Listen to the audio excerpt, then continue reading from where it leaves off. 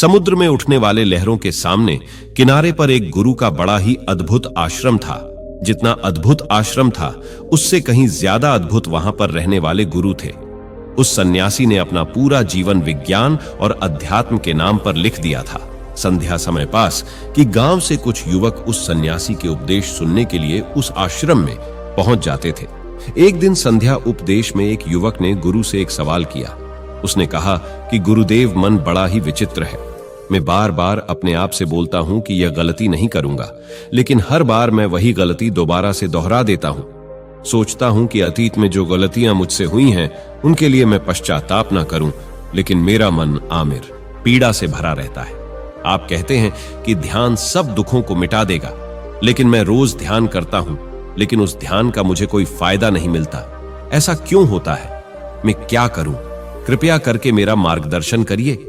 सन्यासी ने सबकी समस्या हल करते हुए कहना शुरू किया।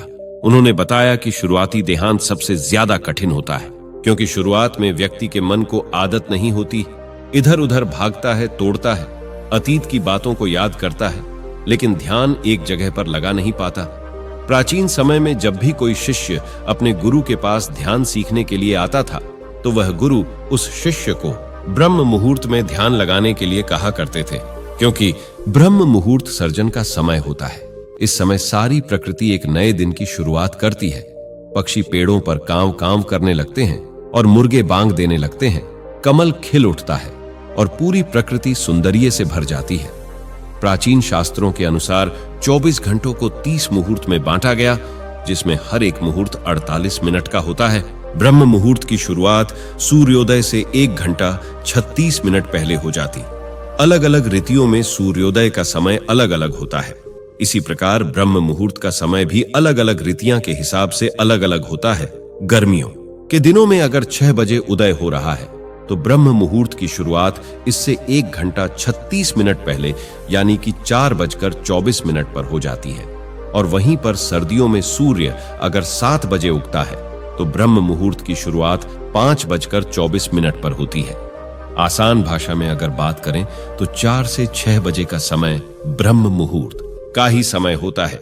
ये वह समय होता है जब मंदिर के पट खुल जाते हैं, आर्षि मुनि नदियों में स्नान करने के पश्चात ध्यान साधना में लीन हो जाते हैं। यही वह समय होता है जब कमल भी खिल उठता है, मंदिर के पट खुल जाते हैं। चलिए विस्तार से समझते हैं कि इस समय हमारे शरीर में क्या बदलाव आते हैं। आयुर्वेद का कहना है कि मनुष्य का शरीर 3 ऊर्जावान से यानी कि 3 दोषों से बना होता है, वात, पित्त और कब। यही तीनों ऊर्जा हमें पूरी तरह से संचालित करती है। अगर इन दोषों का संतुलन हमारे शरीर में बिगड़ने लगता तो हम तरह तरह की बीमारियों से ग्रस्त हो जाते हैं। इन तीनों में से सबसे मुख्य ऊर्जा होती है वात की। वात का संतुलन बिगड़ने से हमारे शरीर में 80 तरह की बीमारियां पैदा होती हैं। पित्त का संतुलन बिगड़ने से 40 और कब का संतुलन बिगड़ने से 20 तरह की बीमारियां जन्म लेती है।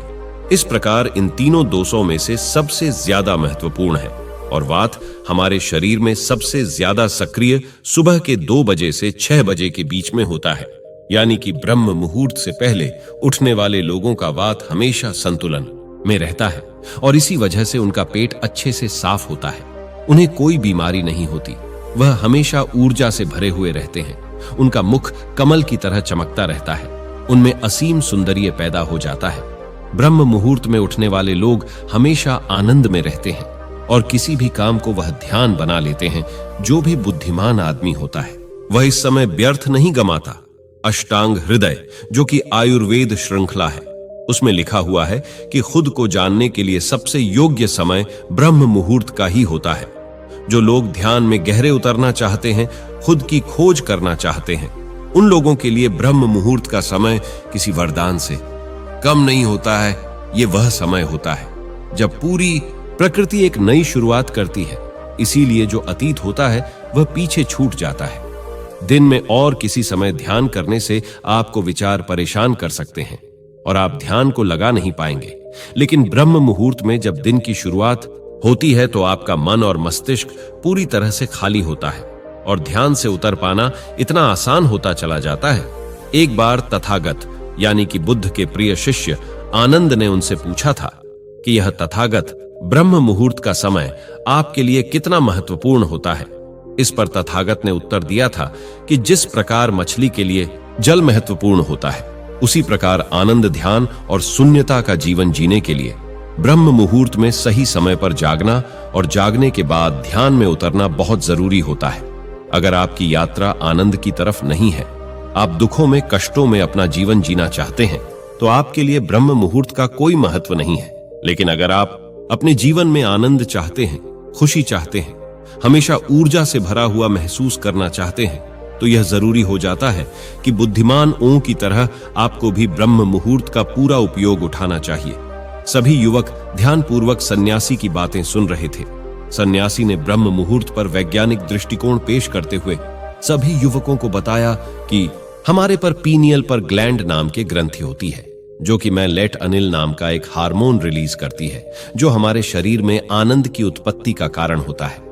ये वही हार्मोन होता है जितने अच्छे से और जितनी ज्यादा मात्रा में पीनियल ग्लैंड माइलिटोन के नाम का यह हार्मोन रिलीज करती है, उतनी ही आनंदित हम रहते हैं। लेकिन जैसे ही हम सूर्य के संपर्क में आते हैं, ये मेलेटोनिन नाम का हार्मोन अपने आप नीचे गिरना चालू हो जाता है। और इसी वजह से जो लोग देरी से उठते हैं, अक्सर ऐसे लोग बिना कोई कारण ही तनाव में रहते हैं। उन्हें खुद समझ में नहीं आता कि उनके अंदर तनाव किस बात का है। छोटी छोटी बातों पर गुस्सा आना, चिड़चिड़ापन, ये सारे स्वभाव उनके अंदर पाए जाते हैं। शरीर और मन मस्तिष्क की सारी प्रक्रिया मेलेटोनिन नाम के हार्मोन का पीनियल ग्लैंड द्वारा ठीक से रिलीज ना हो पाना, इसी के कारण कुछ इंसानों का स्वभाव ऐसा हो जाता है। ब्रह्म मुहूर्त के बाद का मुहूर्त समुद्ररम नाम से जाना जाता है, जिसमें शरीर और मन की मूवमेंट होती है।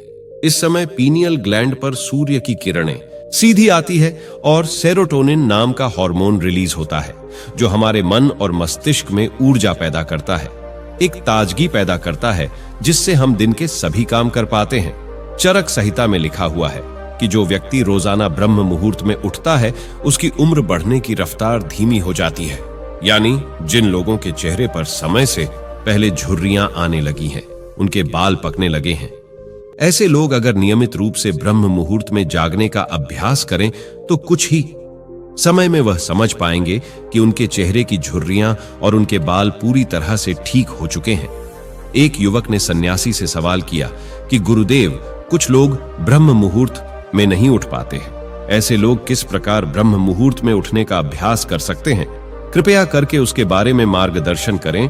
तो तभी सन्यासी ने कहना शुरू किया कि ब्रह्म मुहूर्त में जागने के लिए यह जरूरी हो जाता है कि पिछली रात्रि आप सही समय पर निद्रा में चले जाएंगे। अगर आप सही समय पर नींद नहीं लेंगे, तो आप ब्रह्म मुहूर्त में पूरी ऊर्जा के साथ नहीं उठ पाएंगे। आप ब्रह्म मुहूर्त में उठने के बाद भी थका थका महसूस करेंगे। आपको नींद आएगी और झपकी आएगी और आप पूरी तरह से ध्यान नहीं लगा पाएंगे। इसलिए जरूरी हो जाता है कि ब्रह्म मुहूर्त के समय का पूर्णतः उपयोग करने के लिए आप योग निद्रा का अभ्यास करें। कब योग निद्रा में नींद गहरी होती चली जाती है और कुछ ही समय में आपकी नींद पूरी हो जाती है, तो आप निर्देशित ध्यान का पालन कर सकते हैं, जिससे कि आप योग निद्रा का अनुभव कर पाएंगे और आपकी नींद पहले से ज्यादा अच्छी और गहरी होती जाएगी। युवक ने अगला सवाल पूछा कि गुरुदेव, ब्रह्म मुहूर्त में किस प्रकार का दिनचर्या का पालन करना चाहिए? सुबह उठते ही सबसे पहले क्या करना चाहिए और किस प्रकार ब्रह्म मुहूर्त के समय का पूरी तरह से उपयोग करना चाहिए? सन्यासी ने सबको चेतावनी देते हुए समझाया कि जितने भी योगी महात्मा होते हैं, सन्यासी होते हैं, वह ब्रह्म मुहूर्त में स्नान और सोच इत्यादि करने के बाद सीधा ध्यान में बैठते हैं, क्योंकि इस समय ध्यान करना सबसे आसान होता है। विचारों का भटकाव सबसे कम होता है, क्योंकि इस समय दिन की शुरुआत हो रही होती है, नया स्वजन हो रहा है। इस समय पूरा वातावरण शून्यता से भरा होता है, तो इस समय 15 मिनट का किया गया ध्यान पूरे दिन में 2 घंटे किए हुए ध्यान के बराबर हो जाता है। आप सिर्फ 15 मिनट ध्यान करने के बाद वही अनुभव कर पाएंगे जो एक योगी, जो एक सन्यासी, जो एक महात्मा, जो एक गुरु गहरे ध्यान में जाने के बाद अनुभव करता है। तो सबसे पहले ब्रह्म मुहूर्त में उठने के बाद स्नान और सोच आदि करने के बाद सीधे ध्यान में प्रवेश कर ले। कोई भी ध्यान आप कर रहे हो, किसी भी प्रकार का ध्यान कर रहे हो, इससे कोई मायने नहीं है। जिसका भी आप पालन करते हो, उसका ब्रह्म मुहूर्त में उठते ही पालन करने का अभ्यास करें और कुछ ही समय बाद आप खुद ही ये अनुभव करेंगे कि आप कितने गहरे आनंद को प्राप्त कर चुके हैं। आप इतने ध्यान को कभी अनुभव नहीं कर पाएंगे जितना गहरा ध्यान आप ब्रह्म मुहूर्त में अनुभव कर सकते हैं। जिन लोगों ने ध्यान की यात्रा की सिर्फ शुरुआत की है या फिर जो शुरुआत करना चाहते हैं, उनके लिए तो ब्रह्म मुहूर्त बहुत ही वरदान साबित होगा। सन्यासी ने चेतावनी देते हुए बताया कि कुछ लोग ब्रह्म मुहूर्त में जागने के बाद भी उस समय का सही उपयोग नहीं करते हैं। कुछ लोग अपना मोबाइल फोन यूज करने लगते हैं तो कुछ लोग किसी से बातें करने लगते हैं। लेकिन इस समय अगर आपका टहलने का मन हो रहा है, ध्यान करने के बाद तो आप अपने चप्पल या जूते निकालकर हरी घास पर घूमें। इससे आपकी त्वचा और आपकी आंखों को बहुत ही लाभकारी फायदे मिलेंगे। ध्यान और योगासन करने के बाद एक व्यक्ति को शारीरिक अभ्यास जरूर करना चाहिए, क्योंकि ब्रह्म मुहूर्त में जब हमारे शरीर से पसीना निकलता है तो हमारे रक्त तक शुद्ध वायु यानी कि ऑक्सीजन पहुंचती है, जो हमारे रक्त संचार को बेहतर कर देती है और हमारे शरीर की सारी गंदगी बाहर आ जाती है। शारीरिक अभ्यास करने के बाद आप पूरे दिन सुस्त रहेंगे। आप बिल्कुल भी आलस्य नहीं करेंगे, थका थका महसूस नहीं करेंगे। जिससे भी मिलेंगे, जिंदा दिल से मिलेंगे, लोग खुश हो जाएंगे।